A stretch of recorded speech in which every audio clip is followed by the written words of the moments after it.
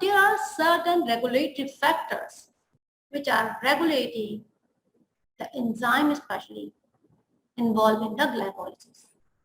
Or we can say that there are certain regulatory factors of glycolysis, such as an enzyme which is involved in phosphofructokinase 1.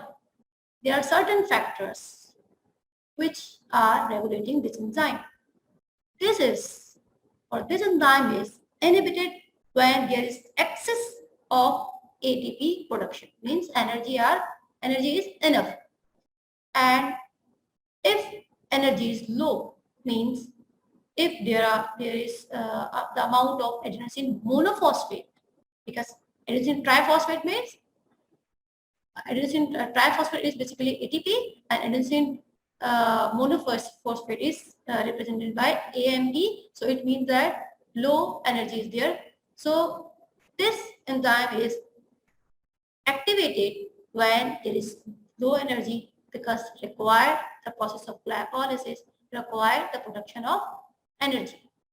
Also, excess of citric acid, if there, it also inhibits this enzyme, because citric acid cycle is also connected with this previous reactions, where style OA I will later clearly explain. But if anaerobic respiration is there and the pyruvate is converted to acetyl OA, and then it will lead towards TCA cycle. So excess of in this citric acid, if there is excess of citric acid, so this is also inhibit the enzyme and will further decrease the formation of citric acid, simply inhibiting the process of glycolysis.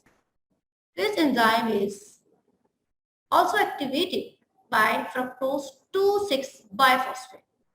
Why? Because this fructose 2,6 biphosphate inhibit the enzyme 1,6 biphosphate, which is required for the conversion of fructose 1,6 biphosphate to 6 biphosphate and phosphate, releasing of phosphate. If the availability of 2,6 biphosphate is there, so it is basically inhibiting that enzyme which is going to reverse the process of glycolysis. Thus, we can say that the enzyme which is required for glycolysis, that is phosphofructokinase 1, is activated by presence of 2,6 biphosphate. Furthermore, insulin can also activate this enzyme, and thus utilization of glucose is occur, or process of glycolysis is continued. The second important enzyme which is involved in glycolysis is pyruvate kinase, and this enzyme is regulated by certain factors. This enzyme is inhibited when there is excess of adenosine triphosphate and NADH. So there is no required for the energy production. So glycolysis processes need to be stopped, and so this condition inhibit the enzyme pyruvate kinase. This enzyme cannot work under this circumstances where high level of ATP and NADH is present. Why? Because the compound which are need to be produced are already present, so there is no need to continue the process of glycolysis. Whereas this enzyme is activated by presence of insulin, which serves to increase the utilization of glucose and the process of glycolysis or oxidation of glucose molecule is start. So the glucose oxidation is started when the insulin is present. There are also certain non-physiological inhibitors like arsenate, chloride, hydroacetic acid. These are the non-physiological inhibitors. They also inhibit certain enzyme at certain levels. Arsenate, this I already told you that it competes with phosphate in the formation of 1,3-biphosphoglyceric acid. by producing 1-arsino-3 phosphoglyceric acid, and this interferes with production of energy, ATP, and the glycolysis produce no ATP at all because phosphate group is not there and arsenic competes it. Second, hydroacetic acid, it basically inactivates acids containing enzyme, as I already told you, that is the enzyme is glyceraldehyde 3-phosphate dehydrogenase. So this hydroacetic acid basically inactivate the enzyme which containing SH group, and this enzyme is here glyceraldehyde 3-phosphate dehydrogenase. Third one, fluoride. It inhibits the enzyme enolase, thus inhibiting the process of glycolysis. Here I summarize the factors which I also discussed in various steps of glycolysis or reaction of the glycolysis, and here I summarize all of them and some other to make you understand that there are certain factors which are involved or regulating the certain enzyme either by inhibition or activation which are involved in the process of glycolysis. Now come to the point where I ended the glycolysis, where the pyruvic acid was formed. So let us start from that pyruvic acid. What happened to this pyruvic acid? So the fate of pyruvic acid is associated with certain other compound formation like acetyl-CoA, which is later be converted to later be entered to TCA cycle, and if there is anaerobic phase, the pyruvic acid is converted, or with the reversible reaction, it can be converted to lactic acid, and lactic acid can be again reconverted to pyruvic acid if oxygen is available.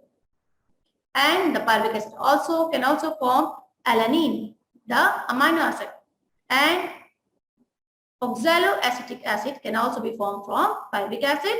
Malic acid can also be formed from pyruvic acid. How? Let us see. The formation of acetyl-CoA. The pyruvic acid which is formed in the cytosol is then transferred to mitochondria, where pyruvic acid is converted to acetyl-CoA. That is a very complex reaction, but you can understand by the simple conversion of pyruvic acid to acetyl-CoA, which is basically occur in mitochondrial matrix, where it is converted by oxidative decarboxylation. Okay, carbon dioxide is removed. So decarboxylation, the formation of 2 carbon containing compound, that is acetyl-CoA. The energy is also produced at that stage because it is continuing in presence of oxygen in mitochondria. So 2 NADH are formed with acetyl-CoA formation, and with reaction 6 ATP are formed because this occurring in mitochondria, so electron transport chain is there, and thus 2 molecules of pyruvic acid participated in this oxidative decarboxylation of this pyruvic acid will lead to the formation of 2 molecules of acetyl-CoA and 2 molecules of NADH. So 2 molecules of NADH is then responsible for the formation of 6 ATP. The second reaction is formation of lactic acid. As I already told you a number of times that if there is absence, there is no oxygen, so in case of anaerobic phase of glycolysis, lactic acid is formed from pyruvic acid, and that will also recover the cell coenzyme NAD. And this is occur in presence of enzyme lactate dehydrogenase, and this reaction is irreversible reaction. Again, pyruvic acid is formed. The amino acid alanine can also form from pyruvic acid by by the presence of an enzyme, alanine synthesis, for the alanine synthesis, that is alanine transaminase. So amination of pyruvic acid can lead to the formation of alanine. Yeah, that's you can see here. Glutamate, the amino group from glutamate is going to aminate the pyruvic acid, and alanine is thus formed. The oxaloacetic acid is also formed from pyruvic acid, which required biotin and acetyl-CoA in presence of enzyme pyruvate carboxylase. The oxaloacetic acid can also be formed through the formation of malic acid. So the malic acid can be formed. See the reaction. Here pyruvic acid is converted to malic acid in presence of enzyme, malic enzyme, and in presence of NADPH. This malic acid then later be converted to oxaloacetic acid, which need NAD coenzyme and malate dehydrogenase enzyme. Pyruvic acid, a very important compound, can also has connection with the formation of glucose, or responsible for further formation of glucose by the process of gluconeogenesis, which we will see in detail. But here you should know that this pyruvic acid, how involved in this formation of glucose.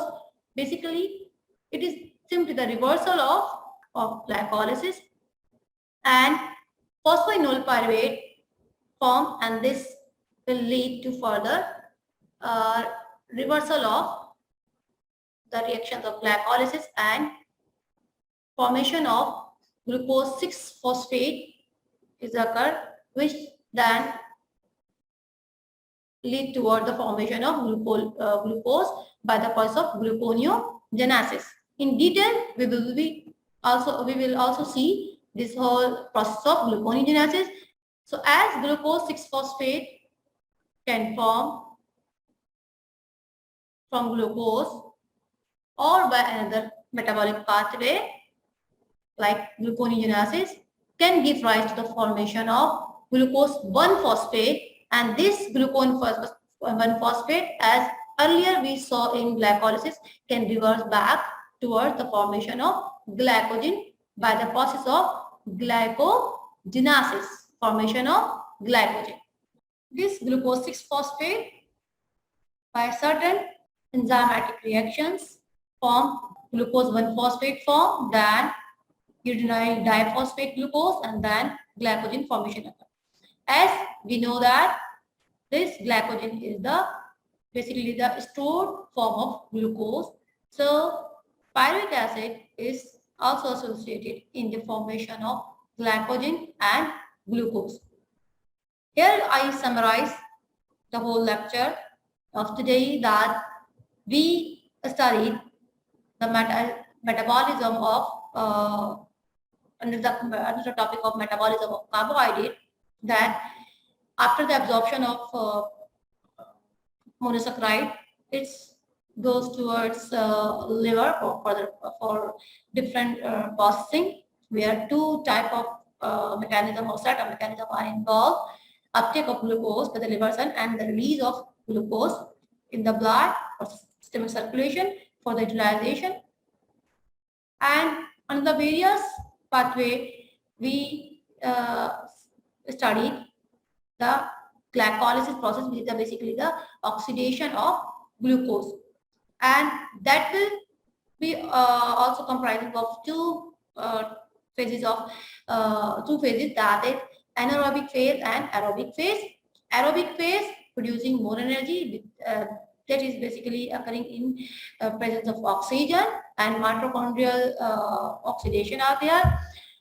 And the pyruvic acid, which is formed, is converted to lactic acid if oxygen is not present, and can reverse back if oxygen is available, or if oxygen is available, so pyruvic acid can form acetyl-CoA, which will further participating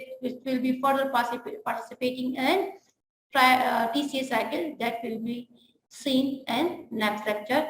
Thank you so much. Allah Hafiz.